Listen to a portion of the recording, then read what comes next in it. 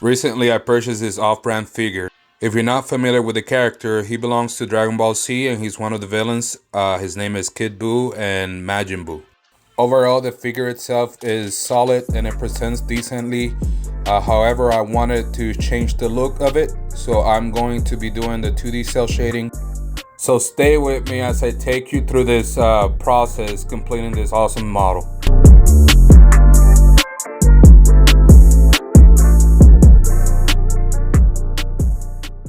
What is cel shading?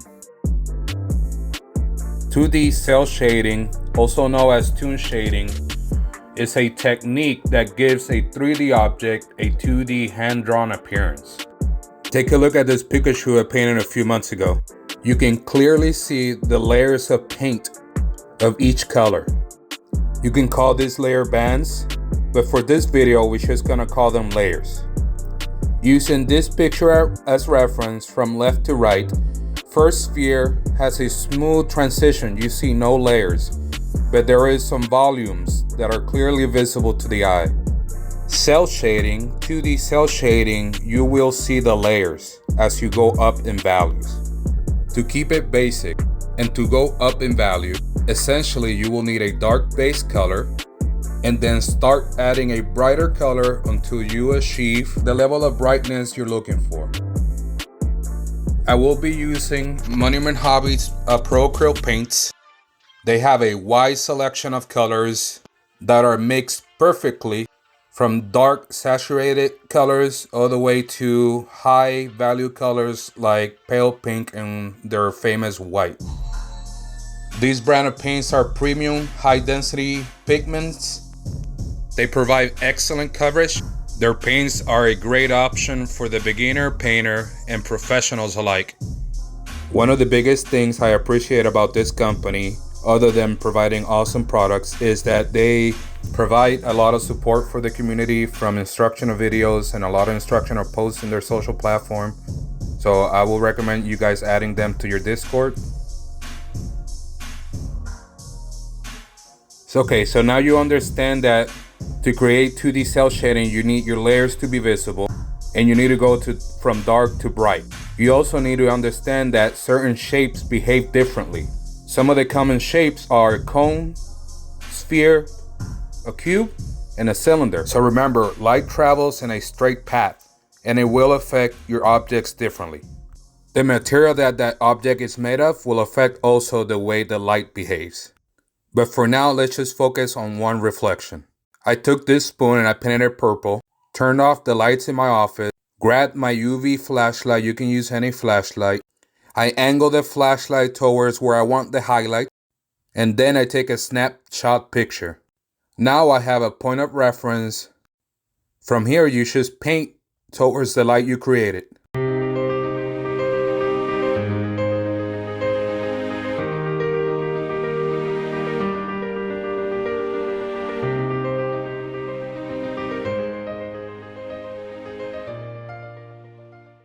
Now, one important step that I kind of left out is making sure you outline all your creases or your crevices. You have to use black paint. This will give the model that sketch, that comic book look. Now, this is a very rough example of the layering. I believe my light placement is not all accurate, so it looks kind of off. But this kind of gives you an idea on what you're going to be doing. You may not want to jump in value so much like I did here, but you will push the higher values towards the light. Here I added more layers and I toned down that white that I had in the maximum highlight. And you get this gradient.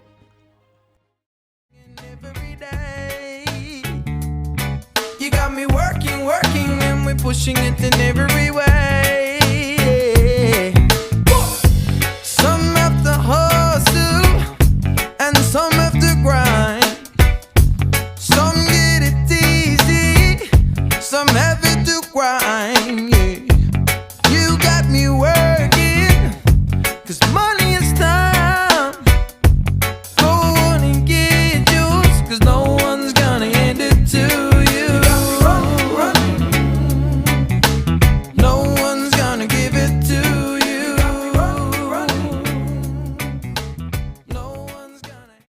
Monumenthobbies was kind enough to send me a set of their brushes. I will be using these for the model and provide a non-biased feedback towards the end of the video.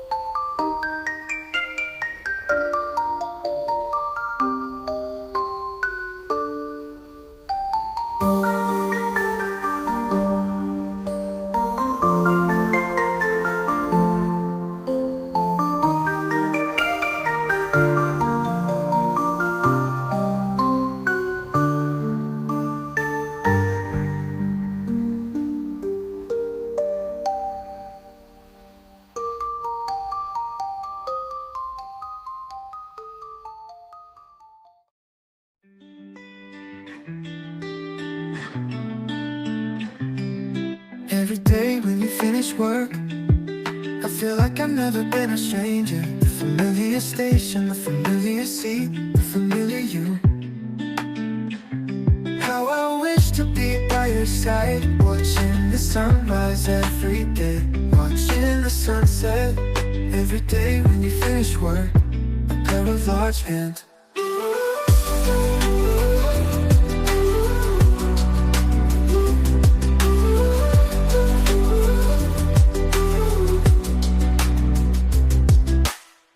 Every day when you finish work, I feel like I've never been a stranger. The familiar station, the familiar seat, the familiar you. You, how I wish to be by your side, watching the sunrise every day, watching the sunset. Every day when you finish work, a pair of large hands. How I wish to be by your side, watching the sunrise every day, watching the sunset. Quick tip here, anytime you paint with fluorescent paints, create a pattern with white paint where your fluorescent color will go. Fluorescent pigments are extremely weak and you need to create a white base for that fluorescent pigment to sit on. Watching the sunset every day when you finish work, a pair of large hands.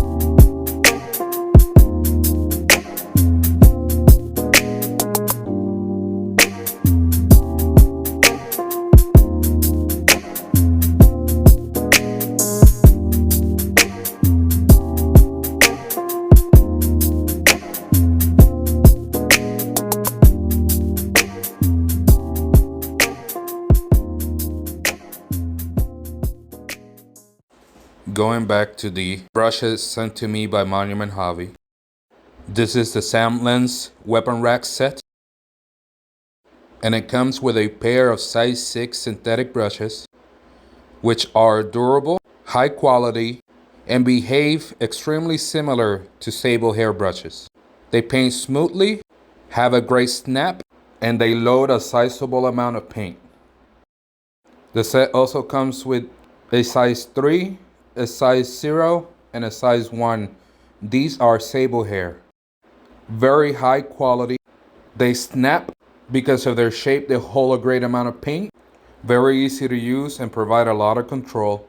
And a very fine tip, perfect for details. In full honesty, these were a dream to paint with. And thank you again, Monument Hobbies.